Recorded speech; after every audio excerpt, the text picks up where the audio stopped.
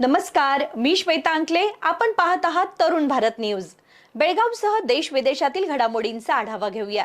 सर्वप्रथम पाहूयात आजच्या महत्त्वाच्या हेडलाईन्स.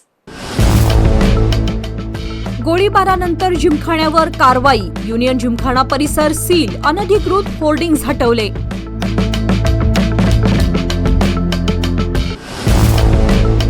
हिडकल प्रकल्पग्रस्तांचा न्यायासाठी एल्गार. तिसऱ्या दिवशीही आंदोलन तीव्र. नुकसान भरपाई किंवा जमीन परत देण्याची मागणी.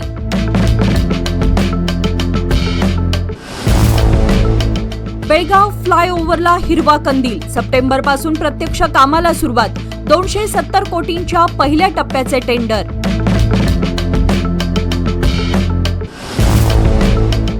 आलमट्टी कालव्यासाठी जल आंदोलन. पाणी न सोडल्यास उपोषणाचा इशारा. केबीजेएनएल कार्यालयाला कुलूप.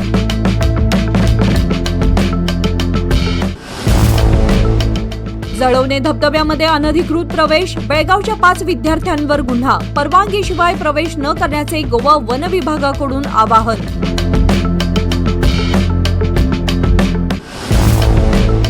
दांडेली सिंगरगाव क्रॉसजवळ भीषण अपघात. ट्रकच्या धडकेत युवती गंभीर जखमी. अवजड वाहनांवर कारवाईची मागणी.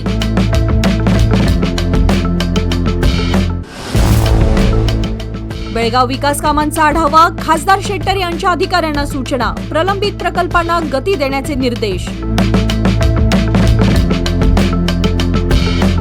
या होत्या महत्त्वाच्या हेडलाईन्स. आता पाहूयात सविस्तर बातम्या.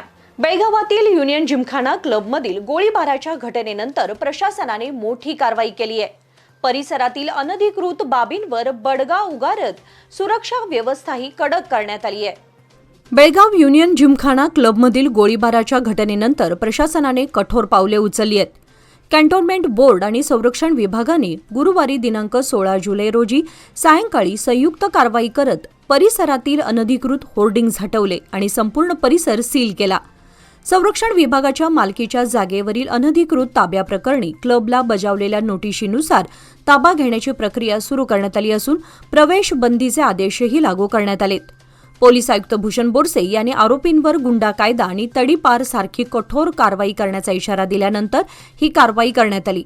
कडेकोट पोलीस बंदोबस्तात ही संपूर्ण प्रक्रिया शांततेत पार पडली. कारवाई दरम्यान बेळगाव शहर पोलीस, कॅन्टोन्मेंट बोर्ड अधिकारी, संरक्षण इस्टेट विभागाचे अधिकारी आणि कमांडो पथक तैनात करण्यात आले होते. गोळीबाराच्या घटनेनंतर युनियन जिमखाना परिसरातील सुरक्षा व्यवस्था अधिक कडक करण्यात आली असून पुढील कायदेशीर कारवाईकडे सर्वांचे लक्ष लागले आहे. हिडकल धरण प्रकल्पग्रस्त शेतकऱ्यांचं आंदोलन अधिक तीव्र झालंय. न्याय आणि योग्य नुकसान भरपाईच्या मागणीसाठी शेतकऱ्यांनी बैलांसह ठिय्या आंदोलन छेडत प्रशासनाला इशारा दिलाय. हिडकल धरण प्रकल्पामुळे जमीन गमावलेल्या प्रकल्पग्रस्त शेतकऱ्यांचे आंदोलन गुरुवारी तिसऱ्या दिवशीही सुरूच राहिले. योग्य नुकसान भरपाई अथवा जमीन परत मिळावी या मागणीसाठी शेतकऱ्यांनी बैलांसह पाणी पुरवठा विभागाच्या कार्यालयासमोर ठिय्या आंदोलन करत प्रशासनाविरोधात संताप व्यक्त केला. धरण उभारणीवेळी 5 ते 6 गावातील शेतकऱ्यांच्या जमिनी संपादित करण्यात आल्या. मात्र 4 दशकांनंतरही अनेक प्रकल्पग्रस्तांना योग्य नुकसान भरपाई आणि पुनर्वसन मिळाले नसल्याचा आरोप आंदोलकांनी केला. नुकसान भरपाई द्या किंवा आमची जमीन आम्हाला परत द्या अशी ठाम भूमिका घेत न्याय मिळेपर्यंत आंदोलन सुरूच ठेवण्याचा इशाराही शेतकऱ्यांनी दिला. बेळगावकरांच्या प्रतीक्षेत असलेल्या फ्लायओव्हर प्रकल्पाबाबत महत्त्वाची अपडेट समोर आली आहे. प्रकल्पाच्या कामाला लवकरच सुरुवात होणार असून प्रशासनानं त्यासाठीची तयारी पूर्ण केली आहे. बेळगाव शहरातील बहुप्रतीक्षित फ्लायओव्हर प्रकल्पाच्या पहिल्या टप्प्यासाठी सार्वजनिक बांधकाम विभागाने 270 कोटी रुपयांचे टेंडर काढले असून सप्टेंबर अखेर किंवा पुढील 2 महिन्यात प्रत्यक्ष काम सुरू करण्याचे नियोजन असल्याची माहिती जिल्हाधिकारी मोहम्मद रोशन यांनी दिली.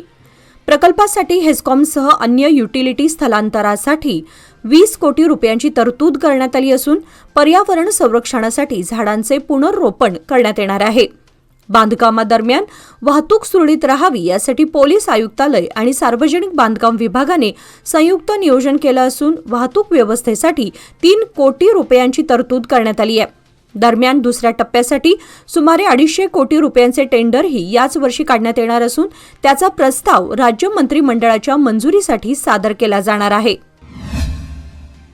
सिंचनासाठी पाणी सोडण्याच्या मागणीवरून विजयपूरमध्ये शेतकऱ्यांचा संताप उफाळून आलाय. जल आंदोलनासह विविध मार्गांनी सरकारचं लक्ष वेधण्याचा प्रयत्न करण्यात आला.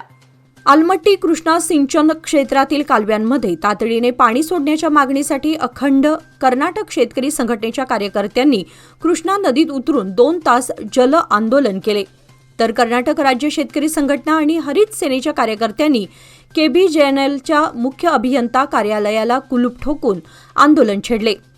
राज्य सरचिटणीस अरविंद कुलकर्णी यांनी 3 दिवसात कालव्यात पाणी न सोडल्यास आमरण उपोषणाचा इशारा दिला.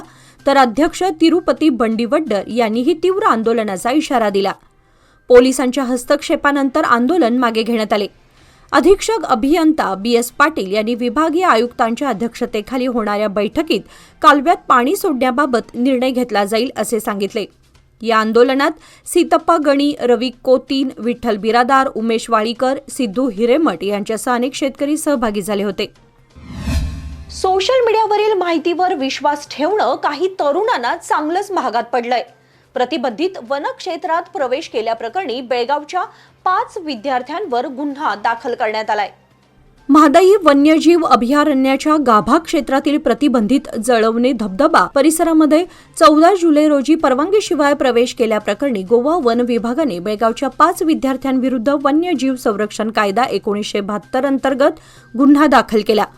पाण्याची वाढलेली पातळी आणि जंगलात रस्ता चुकल्याने विद्यार्थी बेपत्ता झाल्यानंतर वन विभागाने हेल्पलाईनवर माहिती मिळताच शोध मोहीम राबवून रात्री 10:30 वाजता त्यांची सुखरूप सुटका केली. चौकशीत विद्यार्थ्यांनी सोशल मीडियावरील माहितीवर विश्वास ठेवून धबधब्याकडे गेल्याची कबुली दिली. जळवणे धबधबा परिसर पूर्णपणे प्रतिबंधित आणि धोकादायक असल्याचं स्पष्ट करत परवानगीशिवाय प्रवेश हा शिक्षापात्र गुन्हा असून बेळगावसह परिसरातील युवकांनी याची नोंद घ्यावी असं आवाहन गोवा वन विभागानं केलंय. दांडेली मार्गावर झालेल्या अपघातात एका युवतीला गंभीर दुखापत झाली आहे. अरुंद रस्त्यावर अवजड वाहनांच्या वाहतुकीचा मुद्दा पुन्हा एकदा ऐरणीवर आला असून नागरिकांनी प्रशासनाकडे कारवाईची मागणी केली आहे. जगलबेट सिंगरगाव दांडेली मार्गावरील सिंगरगाव क्रॉसजवळ 10 चाकी ट्रकने ॲक्टिवा दुचाकीला धडक दिल्याने दांडेली येथील युवती गंभीर जखमी झाली आहे. जखमी युवतीला पुढील उपचारासाठी हुबळी येथील किम्स रुग्णालयात दाखल करण्यात आले. KA25B 8922 क्रमांकाच्या ट्रकने KA65K6409 क्रमांकाच्या ॲक्टिवाला धडक दिली. संबंधित युवती चैतन्य संघाच्या कर्ज वसुलीच्या कामासाठी जगलबेट येथे आली होती आणि परतताना हा अपघात झाला. दरम्यान जगलबेट सिंगरगाव दांडेली मार्ग अरुंद असून अवजड वाहनांना बंदी असतानाही अनेक ट्रक या मार्गाचा वापर करत असल्यानं अपघात वाढत असल्याची तक्रार स्थानिकांनी केली आहे. अवैध अवजड वाहन वाहतुकीवर पोलीस विभागानं तातडीने कठोर कारवाई करावी अशी मागणी नागरिकांनी केली आहे. बेळगावमधील महत्त्वाच्या विकास प्रकल्पांना वेग देण्यासाठी प्रशासन सक्रिय झालंय. खासदार जगदीश शेट्टर यांनी विविध विभागांच्या कामांचा आढावा घेत प्रलंबित कामे वेळेत पूर्ण करण्याच्या सूचना दिल्या आहेत. बेळगाव जिल्ह्याचे खासदार जगदीश शेट्टर आणि जिल्हाधिकारी मोहम्मद रोशन यांनी नागरी विमान वाहतूक, राष्ट्रीय महामार्ग प्राधिकरण आणि रेल्वे विभागाच्या विकास कामांचा आढावा घेतला. बेळगाव विमानतळाच्या पॅरलल टॅक्सी ट्रॅक प्रकल्पासाठी हवाई दलाची 16 एकर जमीन हस्तांतरण प्रक्रिया तातडीने पूर्ण करण्याचे निर्देश देण्यात आले. तसेच हलगा मच्छे बायपास, रिंग रोड आणि बेळगाव हुनगुंद रायचूर महामार्गाच्या प्रलंबित कामांना गती देऊन भूसंपादन प्रक्रिया वेळेत पूर्ण करण्याच्या सूचना संबंधित अधिकाऱ्यांना देण्यात आल्या. बेळगावात अत्याधुनिक वैद्यकीय सेवांसाठी आता विश्वासाचं नाव विजया दक्षता हॉस्पिटल. 24 तास अतिदक्षता विभाग, जनरल मेडिसिन, सर्जरी, डायलिसिस, प्रसूती सेवा, बालरोग, अस्थिरोग, न्यूरोलॉजी, कॅन्सर सर्जरी आणि अनेक सुपर स्पेशालिटी सुविधा सर्व एकाच ठिकाणी.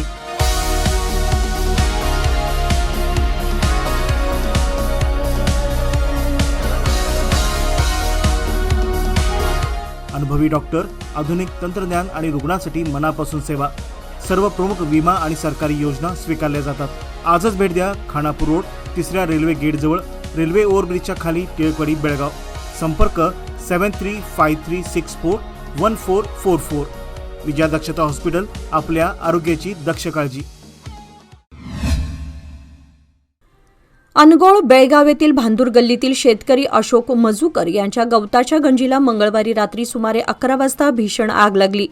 शेजाऱ्यांच्या निदर्शनास ही घटना आल्यानंतर अशोक मजूकर, त्यांच्या कुटुंबियांनी व स्थानिक नागरिकांनी आग विझवण्याचा प्रयत्न केला.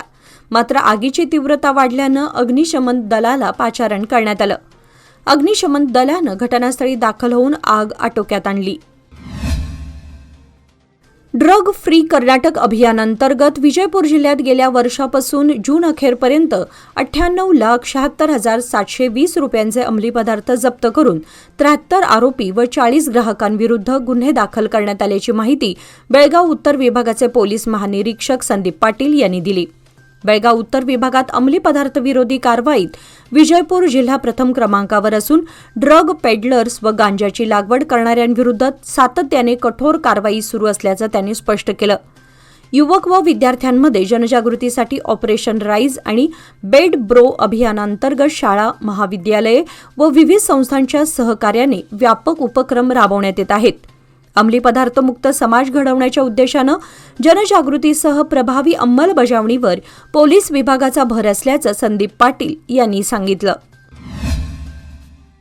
चिकोडी लोकसभा मतदारसंघातील निपाणी शहरात एससीपी योजनेअंतर्गत सुमारे 1 कोटी रुपये खर्चाच्या सिमेंट कॉन्क्रीट रस्त्याच्या कामाचे भूमिपूजन खासदार प्रियंका जारकिहोळी यांच्या हस्ते करण्यात आले. याप्रसंगी खासदार प्रियंका जारकिहोळी यांनी भारतरत्न डॉक्टर बाबासाहेब आंबेडकर यांच्या पुतळ्यास पुष्पहार अर्पण करून अभिवादन केले. या कार्यक्रमाला बुडा तसेच चिकोडी जिल्हा काँग्रेस अध्यक्ष लक्ष्मणराव चिंगळे, स्थानिक पदाधिकारी, कार्यकर्ते, ग्रामस्थ आणि ज्येष्ठ नागरिक मोठ्या संख्येने उपस्थित होते. कुद्रेमानी येथील टेकाकडील सभाटा मंदिराकडे जाणारा शेतवडीतील रस्ता शेतकऱ्यांमधील वादामुळे गेल्या 2 वर्षांपासून बंद होता. मध्यस्थी पंच रवी पाटील, बाळाराम कदम, सुरेश पाटील, धोंडीबा पाटील आणि परशुराम काकतकर यांच्या यशस्वी प्रयत्नांमुळे दिनांक 12 जुलै रोजी वाद मिटून रस्ता पुन्हा खुला करण्यात आला. संबंधित शेतकऱ्यांच्या उपस्थितीत जेसीबीच्या सहाय्याने रस्त्याचं काम पूर्ण करण्यात आलं. यावेळी यशवंत महादेव गुरव, शिवाजी गुरव, रामचंद्र पाटील, प्रकाश येळूरकर, राजेंद्र पाटील यांच्यासह अनेक शेतकरी उपस्थित होते. भूतान येथे 30 जून ते 4 जुलै 2026 दरम्यान झालेल्या 16व्या दक्षिण आशियाई शरीर सौष्ठव अजिंक्यपद स्पर्धेत पदके पटकावून देशाचं नाव उज्ज्वल करणाऱ्या बेळगावच्या 3 खेळाडूंचा पॉलीहायड्रॉन फाउंडेशनतर्फे सत्कार करण्यात आला. प्रताप कलकुंद्रीकर यांनी 70 किलो गटामध्ये सुवर्णपदक, प्रशांत खन्नूकर यांनी 80 किलो गटामध्ये रौप्य पदक, तर केतकी पाटील यांनी महिला ॲथलेटिक फिजिक प्रकारात कांस्य पदक पटकावले. उद्यमबाग येथील फाउंडेशनमध्ये झालेल्या कार्यक्रमाला पॉलीहायड्रॉन फाउंडेशनचे अध्यक्ष दिलीप चिटणीस, गौतम सावंत, तेजस्विनी कुलकर्णी तसेच बेळगाव जिल्हा बॉडी बिल्डर्स असोसिएशनचे मानद अध्यक्ष अविनाश पोद्दार, केएबीबीचे अध्यक्ष अजित सिद्धनवर आणि विविध मान्यवर उपस्थित होते. सरकारी मॉडेल प्राथमिक मराठी केंद्र शाळा मच्छे येथील एसडीएमसी सदस्यांनी गट शिक्षणाधिकारी कार्यालयाला भेट देऊन शाळेसाठी कायमस्वरूपी मुख्याध्यापक नियुक्त करण्याची तसेच प्रलंबित समस्या तातडीने सोडवण्याची मागणी केली. वाढती विद्यार्थी संख्या, नव्याने झालेले एलकेजी, यूकेजी वर्ग आणि शैक्षणिक व प्रशासकीय अडचणींची माहिती निवेदनाद्वारे देण्यात आली. गट शिक्षणाधिकाऱ्यांनी येत्या शुक्रवारी शाळेला भेट देऊन पाहणी करून योग्य तो निर्णय घेण्याचे आश्वासन दिले. हुक्केरी तालुक्यातील सलामवाडी येथे वानरांचा उपद्रव वाढला असून राष्ट्रीय महामार्ग व गावातील रस्त्यांवर फिरणाऱ्या वानरांच्या कळपांमुळे नागरिक व वाहन चालकांमध्ये भीतीचे वातावरण निर्माण झालं. रस्त्यावर अचानक येणाऱ्या वानरांमुळे ट्रक व ट्रॅक्टर चालकांना धोका निर्माण होत असून काही वेळा वानरांकडून चालकांवर हल्ल्याच्या घटनाही घडल्यात. शेतकरी, शाळकरी मुले आणि पादचाऱ्यांनाही त्रास सहन करावा लागत असल्यानं वन विभागानं तातडीने वानरांचा बंदोबस्त करून त्यांचे सुरक्षित ठिकाणी स्थलांतर करावं अशी मागणी ग्रामस्थांनी केली आहे. मोठी दुर्घटना घडण्यापूर्वी प्रशासनाने त्वरित उपाययोजना कराव्यात अशी अपेक्षा नागरिकांकडून व्यक्त होत आहे. व्यवसाय वाढवायचा असो वा कुटुंबाची गरज भागवायची, सादर आहे लोकमान्य गोल्ड लोन. माफक प्रक्रिया शुल्क आणि कमीत कमी कागदपत्रांसह तात्काळ मंजुरी. लोकमान्य गोल्ड लोन प्रत्येक कुटुंबासाठी, प्रत्येक व्यवसायासाठी. अधिक माहितीसाठी आमच्या नजीकच्या शाखेला भेट द्या किंवा कॉल करा 1800212405. नियम व अटी लागू.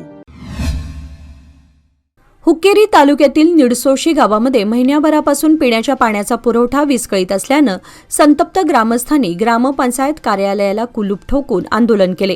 वारंवार मागणी करूनही प्रशासनानं दखल घेतली नसल्याचा आरोप करत ग्रामस्थांनी अधिकाऱ्यांविरोधात घोषणाबाजी केली. पाणी पुरवठा तातडीने सुरळीत न झाल्यास आंदोलन तीव्र करण्याचा इशारा ग्रामस्थांनी दिला. रामनगर जिल्ह्यातील बिददी येथे टाउनशिपसाठी प्रस्तावित 9,000 एकर सुपीक शेतीच्या भूसंपादनाच्या निर्णयाविरोधात शेतकऱ्यांनी बेळगाव जिल्हाधिकारी कार्यालय परिसरात झाडू पूजन करून सरकारचा निषेध केला. ज्येष्ठ शेतकरी नेते चुन्नाप्पा पुजारी यांच्या नेतृत्वाखाली झालेल्या आंदोलनात शेतकऱ्यांनी सुपीक जमीन ही उपजीविकेचा आधार असून ती कोणत्याही परिस्थितीत देणार नसल्याची भूमिका मांडली. एकरी 10 कोटी रुपयांची भरपाई दिली तरी जमीन देणार नाही असं सांगत शेतकऱ्यांनी सरकारच्या धोरणाचा निषेध केला. भूसंपादनाचा निर्णय तातडीने मागे न घेतल्यास राज्यव्यापी आंदोलन छेडण्याचा इशारा चुन्नाप्पा पुजारी यांनी दिला. आषाढी वारीनिमित्त पंढरपूरकडे पायी निघालेल्या गोव्यातील उस्ते सत्तरी वाळपई येथील श्रीराम माऊली वारकरी मंडळाच्या दिंडीचे बुधवारी सुळगा हिंडलगा येथे ग्रामस्थांनी उत्साहात स्वागत केले. हनुमान मंदिर परिसरात वारकऱ्यांसाठी अल्पोपहाराची व्यवस्था करण्यात आली होती. स्वर्गीय शट्टुप्पा पाटील यांनी सुरू केलेली सेवाभावाची परंपरा रोहन पाटील, माधुरी जाधव व सहकाऱ्यांनी कायम ठेवली आहे. यंदाची दिंडीची 5वी पायी वारी असून 153 वारकरी सहभागी झालेत. वारीचे प्रमुख बारकेलो राणे, उपप्रमुख सर्वेश राणे, संचालक रामकृष्ण इब्रामपूरकर व सचिव मोहन वांतेकर यांच्या मार्गदर्शनाखाली वारी सुरू आहे. वारकऱ्यांच्या सेवेसाठी पुढाकार घेणाऱ्या रोहन पाटील, माधुरी जाधव व सहकाऱ्यांचा दिंडीच्या वतीने स्मृतिचिन्ह देऊन सन्मान करण्यात आला. रत्नागिरी जिल्ह्याच्या औद्योगिक विकासाला गती देऊन स्थानिकांना मोठ्या प्रमाणात रोजगार उपलब्ध करून देण्यासाठी राज्य सरकार कटिबद्ध असल्याचे उद्योग मंत्री डॉक्टर उदय सामंत यांनी जिल्हाधिकारी कार्यालयातील उद्योजकांच्या बैठकीनंतर सांगितले. बैठकीस आमदार किरण सामंत, प्रधान सचिव डॉक्टर पी अनबलगन, मुख्य कार्यकारी अधिकारी दीपेंद्रसिंह कुशवाह, सहमुख्य कार्यकारी अधिकारी कुणाल खेमनार, जिल्हाधिकारी मनोज जिंदल तसेच विविध उद्योग समूहांचे प्रतिनिधी उपस्थित होते. बैठकीत मुंबई रत्नागिरी सी प्लेन सेवा, सीएनजी प्रकल्प, संरक्षण क्षेत्राशी संबंधित शिपयार्ड प्रकल्प आणि व्हीआयटी सेमी कंडक्टर प्रकल्पासह अनेक महत्त्वाच्या औद्योगिक प्रकल्पांना मंजुरी देण्यात आली. सोनम वांगचुक यांच्यासारख्या लढवय्या नेतृत्वाची देशाला गरज असल्याचं सांगत बेळगावातील विविध संघटनांनी त्यांच्या दिल्ली येथील सुरू असलेल्या जंतर मंतरवरील आंदोलनाला पाठिंबा दर्शवला. जीवन विवेक प्रतिष्ठान, प्रगतिशील लेखक संघ व अंधश्रद्धा निर्मूलन समिती व संलग्न संस्थांतर्फे धर्मवीर संभाजी चौक येथे निदर्शने करून वांगचुक यांनी उपोषण मागे घ्यावे अशी मागणी करण्यात आली.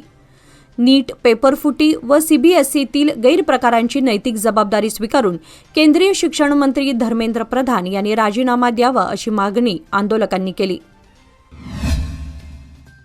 जागतिक युवा कौशल्य दिनानिमित्त सरकारी पॉलिटेक्निक, एनएसएस आणि ब्रह्मकुमारीज युथ विंगच्या संयुक्त विद्यमाने आयोजित कार्यक्रमात राजयोगिनी ब्रह्मकुमारी संस्थेच्या बहन अनुराधा यांनी कला व कौशल्य आत्मसात केल्यास कोणावरही अवलंबून राहावं लागणार नाही असं सांगितले. कौशल्य विकसित केल्यास रोजगारदाता बनता येते आणि विकसित भारताचं स्वप्न साकार करण्यासाठी युवकांनी सातत्याने नवीन गोष्टी शिकत राहावं असं आवाहनही त्यांनी केलं. यावेळी डॉक्टर महादेव मेदार, वीणा पाटील, भाई महांतेश अण्णा, भाई साधनाताई, भाई श्रीकांत यांची उपस्थिती लाभली. विद्यार्थ्यांना ध्यान, व्यसनमुक्ती आणि सकारात्मक जीवनशैलीचं महत्त्व पटवून देण्यात आलं. कार्यक्रमास एनएसएस समन्वय अधिकारी विद्याधर लाटकर, जाफर मुल्ला, कर्मचारी व विद्यार्थी उपस्थित होते.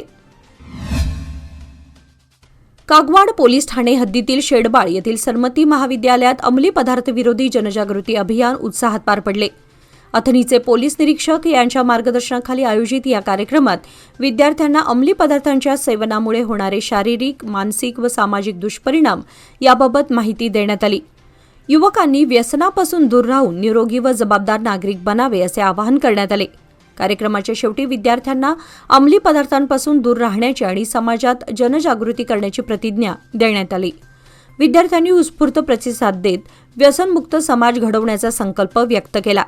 अशा उपक्रमांमुळे विद्यार्थ्यांमध्ये अंमली पदार्थांविरोधात जागरूकता निर्माण होत असल्याचे उपस्थितांनी सांगितले. विद्यार्थ्यांवरील दप्तरांचा भार कमी करण्यासाठी कर्नाटकातील शालेय शिक्षण विभागाकडून प्रत्येक महिन्याच्या 3ऱ्या शनिवारी नो बॅग डे उपक्रम राबवण्यात येणार आहे. या दिवशी अभ्यासक्रमाव्यतिरिक्त सामाजिक विषयांवर विद्यार्थ्यांना जागृती व प्रबोधन करण्यात येणार आहे. जुलै 2026 मध्ये अंमली पदार्थांच्या सेवनामुळे होणारे दुष्परिणाम व प्रतिबंध यावर मार्गदर्शन केलं जाणार असून रस्ता सुरक्षा, निरोगी जीवनशैली, इंटरनेटचा वाढता वापर आणि कचरा व्यवस्थापन यासारख्या विषयांवरही जनजागृती केली जाणार आहे. येत्या शनिवार दिनांक 18 जुलै रोजी 3रा शनिवार असल्याने राज्यातील सरकारी अनुदानित आणि विना अनुदानित शाळांमध्ये अंमली पदार्थांच्या दुष्परिणामांबाबत विद्यार्थ्यांना मार्गदर्शन करण्यात येणार आहे. हा उपक्रम प्राधान्याने राबवण्याच्या सूचना शाळांना देण्यात आल्या आहेत. बेळगाव शहरातील महाविद्यालयीन विद्यार्थ्यांच्या सुरक्षिततेचा प्रश्न पुन्हा ऐरणीवर आला असून अपुऱ्या बस सेवेमुळे विद्यार्थ्यांना धोकादायक पद्धतीने प्रवास करावा लागत आहे. कॉलेज रोड परिसरातील एका बसचा व्हिडिओ सोशल मीडियावर व्हायरल झाला असून त्यात विद्यार्थी बसच्या पायऱ्यांवर लोंबकळत प्रवास करताना दिसत आहेत. गर्दी आणि अपुऱ्या बस फेऱ्यांमुळे विद्यार्थ्यांना नाईलाजास्तव जीव धोक्यात घालून प्रवास करावा लागत असल्याने पालक व नागरिकांनी चिंता व्यक्त केली आहे. परिवहन विभागानं तातडीने अतिरिक्त बस फेऱ्या सुरू करून विद्यार्थ्यांसाठी सुरक्षित प्रवासाची व्यवस्था करावी अशी मागणी करण्यात येते आहे. याचबरोबर आजच्या बातमीपत्रामध्ये वेळ झाली आहे आता इथेच थांबण्याची. ताज्या बातम्या आणि घडामोडींसाठी पाहत रहा तरुण भारत न्यूज चॅनल. तसेच आमच्या चॅनलला लाईक, शेअर आणि सबस्क्राईब नक्की करा. आणि विश्वासार्ह बातम्यांसाठी दररोज वाचा दैनिक तरुण भारत. धन्यवाद.